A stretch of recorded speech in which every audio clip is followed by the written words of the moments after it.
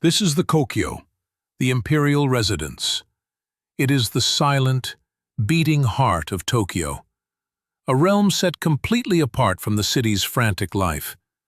Behind these ancient, formidable granite walls and deep, glassy moats lies the sanctuary of the Emperor of Japan, the living spiritual axis of a nation on the verge of its greatest crisis. In 1941, this place, the Imperial Palace, was the invisible command center of the vast Pacific Empire. Emperor Hirohito stood as the ultimate symbol of the nation, a divine, near-mythic figure whose every action was deliberately shielded from public view, yet whose sacred presence was invoked to justify every ferocious action taken in his name, from the cabinet to the front lines. Outside the palace gates, the empire presented a spectacle of relentless military might. Under the increasingly militant government, the nation mobilized with ferocious, unquestioning obedience. The Japanese people looked toward this distant, silent sanctuary for the divine authority that fueled their relentless, expansionist campaigns across the Asian continent. The war machines stretched the nation's limits, from the frozen borders of Manchuria to the vital rubber and oil reserves of Southeast Asia. Japanese forces had carved out an immense, yet militarily and economically unsustainable domain. By the autumn of 1941, the final, fatal confrontation with the resource-rich Western powers was a calculated and now inevitable risk. The palace grounds, built upon the foundation of the former Edo castle, became a fortress of immense, almost defiant scale. These centuries-old walls, built of massive granite blocks fitted with flawless precision, are silent witnesses to Japan's political transformation, now serving to protect the most sacred institution in a nation hurtling toward an unknown war. Beyond the moat lay the vast, empty avenues, open fields designed to reinforce the imperial distance and provide space for massive, synchronized public reverence. The profound quiet here, disturbed only by the echo of the wind, contrasts sharply with the frantic, hurried preparations gripping the rest of Tokyo's crowded streets. The monumental decision to strike Pearl Harbor was made not in a crowded democratic forum, but in the tense, hushed chambers within this compound. Hardline ministers, such as the powerful General Tojo Hideki, pressed for war, deliberately isolating the emperor, while simultaneously invoking his divine mandate to consolidate the power of the Kokutai, the national spiritual and political essence. This palace, the very center of their existence, represented the inviolable core they fought to preserve, whatever the cost. This is the Simon Ishibashi, the famous eyeglasses bridge leading to the main gate. It was the last symbolic passage before the emperor's inner sanctuary. In the final days of 1941, the decision for war with the United States was formally sealed in the palace. The path across this bridge now led the entire nation into a chasm, a point of no return. High above the moat, the ancient Fushimi Yagura watchtower stood sentinel, surveying the quiet perimeter. Even as the military prepared for the most audacious attack in its history, the silence here was absolute, broken only by the wind. It was the shadow of a solitary imperial guard, a figure of immutable, selfless duty that represented the nation's total commitment. The mirror-like surface of the moat reflected a world of ordered beauty, cold authority, and perfect stillness. The palace was, in the public imagination, a sacred, pristine land, a physical embodiment of Japan's flawless destiny, far removed from the dirt, grit, and sacrifice of daily life. This illusion was vital for wartime morale.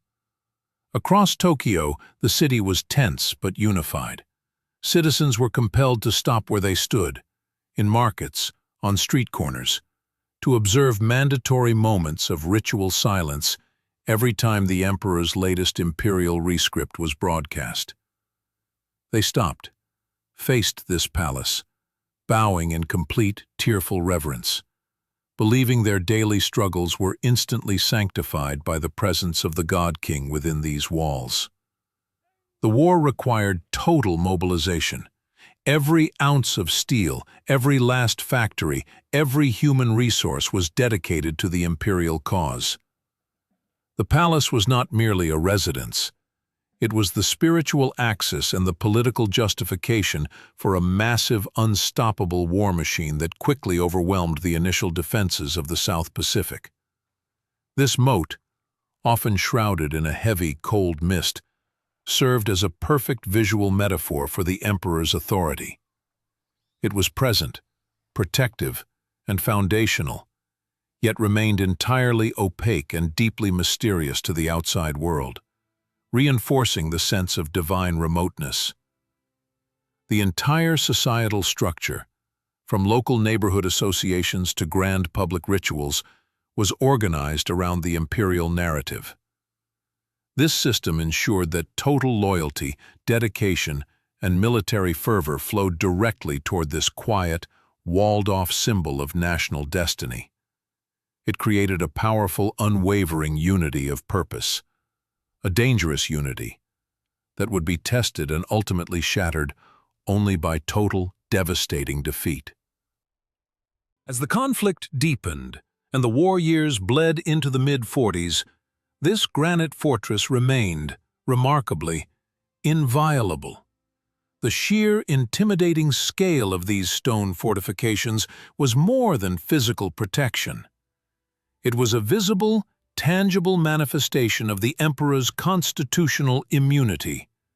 The immense, insulating protective bubble built by his government to shield the head of state from reality. But beyond the serene confines of the capital, the grand narrative was fracturing violently. Catastrophic defeats, first at Midway and then across the Pacific Islands, were draining the nation's lifeblood. Reports of starvation among the distant troops and horrifying casualty rates shattered the illusion of invincibility, carefully sold by the militarists in Tokyo. The tide of war had definitively turned, leaving the palace increasingly isolated from the bleak, bloody truth that was consuming its empire.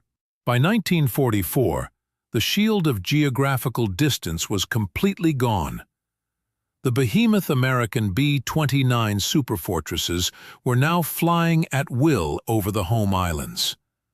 Tokyo began to brace itself for the inevitable devastation, knowing with grim certainty that the greatest symbolic prize for the enemy, the imperial home itself, lay undefended just beyond the city's makeshift blast walls. The anxiety was palpable, even behind the palace gates.